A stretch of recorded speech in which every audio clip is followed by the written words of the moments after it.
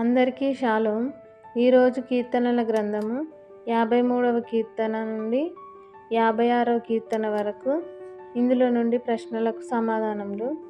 మొదటి సమాధానము ఆపద దినములన్నింటిలో నుండి 54వ కీర్తన 7వ వచనము. రెండవ సమాధానము భయకారణము లేని చోట 53వ కీర్తన 5వ వచనము. మూడవ సమాధానము రక్తాపరాధులను వంచకులను 55వ కీర్తన 23వ వచనం. నాలుగవ సమాధానము పట్టణములో 55వ కీర్తన 9వ వచనం.